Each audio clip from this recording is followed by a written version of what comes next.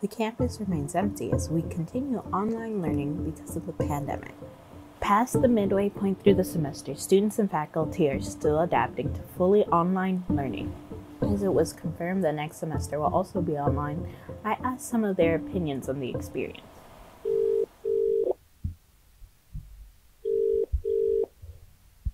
Synthia. Hi, can you hear me? I can hear you. You want to say hi to Synthia? Thanks. Okay. All right. Let me give you lots of questions.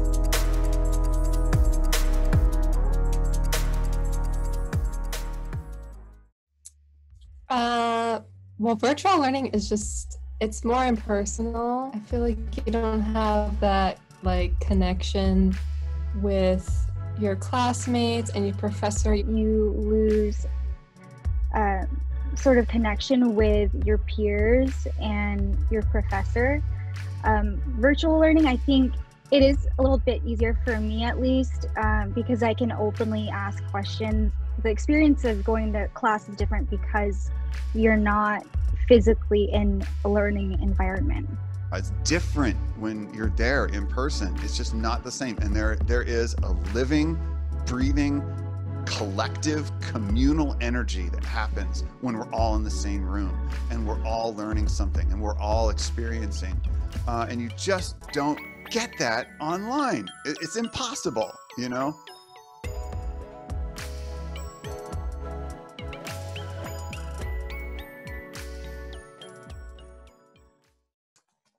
I might be inclined to maybe take less classes. I don't know. I'm hoping that it won't delay my graduation any. I'm going to try to not have that happen, but it might. I think the only thing that I'm missing out on is the school experience because I plan for next semester to be my last semester. At CSUSM in particular, I responded to the department chair this morning who asked me late yesterday to commit to next semester teaching. And I said no. I believe that I only have the time necessary to commit to one class. And I had already committed to this other school. And I don't feel that I could, in that given situation, give the students what they need. I don't think I could give them, 100%.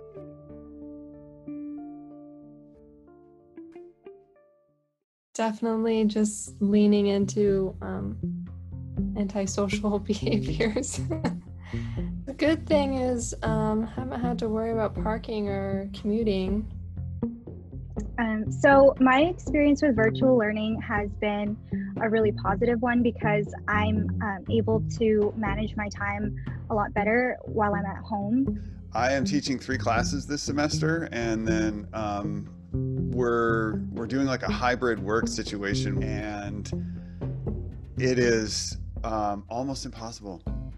It's so close to being not possible. I thought, fall 19, I taught 3 classes that semester too, but they were all face-to-face. And I didn't feel nearly as stressed as I do now because it requires so much more time and effort and a different kind of energy. And I think there are a lot of professors who, if they care, are mentally affected by this.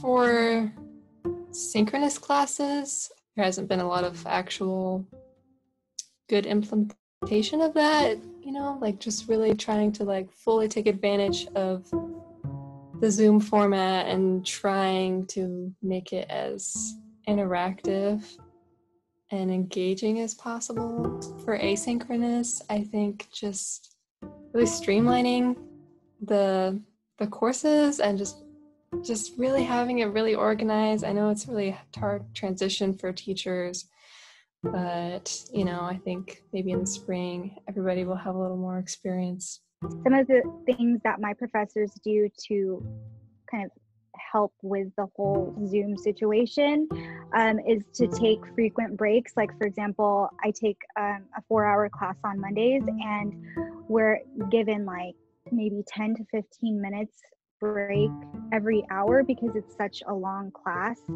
And that kind of helps us with, like, you know, if we want to get something to eat or if we just want to like rest our eyes a little bit. I think when it comes to students, it's probably managing expectations. I think if you go into it thinking, okay, it's going to be very different than, you know, the rest of, you know, the college I had before COVID. I think that's probably one of the most important things that as a student that you can possibly do. In one way, administrators should trust the instructors to know what's going on with their students. If the instructor is connected to their students and they know them and they take the time to get to know them, then the instructor is going to have that rapport and that relationship and know how to best serve those students. On the other hand, I think instructors should be held far more accountable than they are for the quality of instruction that they deliver. And I think that they should very seriously look at the student evaluations, okay, and what is said in those things and the metrics that are delivered by those. If the instructor isn't near the top on everything, then they need to be given super high quality training that helps them to, you know, change and take what they have done in a face-to-face environment and translate that to the virtual environment.